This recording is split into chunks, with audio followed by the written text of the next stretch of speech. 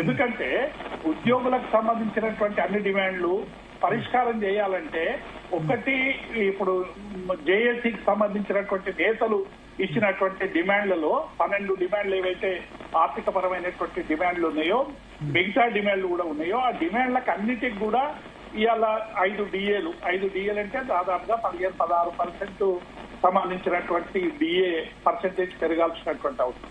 అట్లాగే PRC July 23 నుంచి రావాల్సినటువంటి అవసరం ఉంది. అప్పుడు కేసీఆర్ గారి ప్రభుత్వం 5% ఇంటీరియం బిల్ ఇచ్చింది. ఇప్పుడు 51% ఫిట్మెంట్ ను ఉద్యోగ సంఘాలు ఎక్స్పెక్ట్ చేస్తా ఉన్నాయి.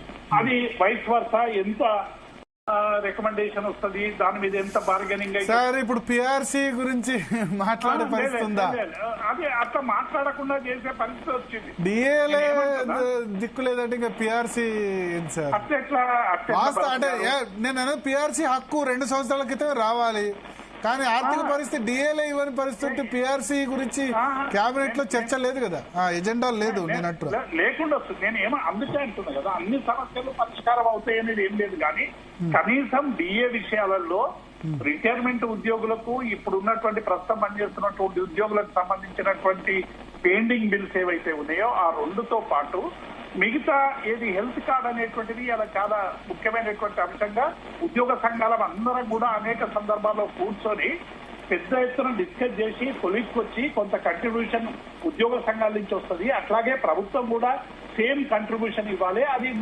డిపాజిట్ చేయాలి. చేయడం వల్ల ఉద్యోగులకి సరైనటువంటి వైద్య చికిత్స అందుతుంది.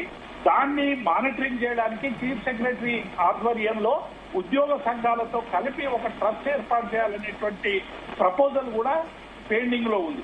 కాబట్టి కనీసం ఈ 3-4 అంశాలైనా ఇప్పుడు వెంటనే పరిష్కారం చేయాల్సిన. అట్లాగే సిపిఎస్ విషయంలో కూడా ఇవాళ సిపిఎస్ ఉద్యోగులు ఎక్కువైపోతా ఉన్నారు. రోజు సిపిఎస్ కు సంబంధించినటువంటి ఉద్యోగులు ఎక్కువ అవుతా ఉన్నారు. వాళ్ళకు యూపీఎస్ ఏదైతే కేంద్ర ప్రభుత్వం ఇచ్చినటువంటి యూపీఎస్ స్కీమ్ లో కూడా చాలా నష్టాలున్నాయని వాళ్ళు భావిస్తా ఉన్నారు.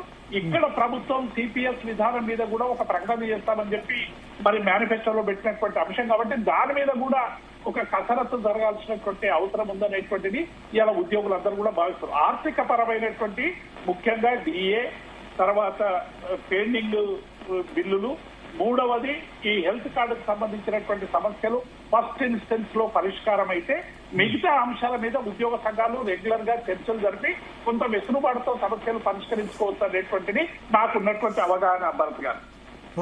ఓకే లచ్చిరెడ్డి గారు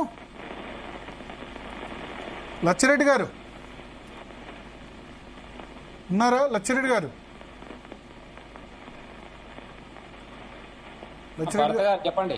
లచ్చిరెడ్డి గారు, పిఆర్సీ పరిస్థితి ఏంది? సరే డిఎల్ దగ్గరే ఉన్నాం కానీ 2 సంవత్సరాలు అయింది.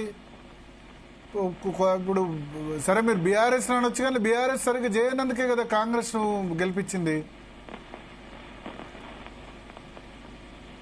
హలో భరత్ గారు. పిఆర్సీ గురించి అడుగుతున్నారు దేవి ప్రసాద్ గారు. హలో.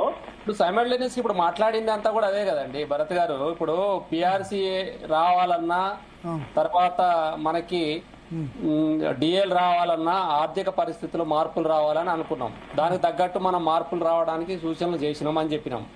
దానికి ప్రభుత్వం కూడా ఆలోచనలు ఉన్నది. రాబోయే 6 నెలల్లో ప్రభుత్వ ఉద్యోగులకి కావలసిన డిఎల్ కావచ్చు, పిఆర్సీ కావచ్చు చేస్తుంది అనేది సూటిగా చెప్తుంది.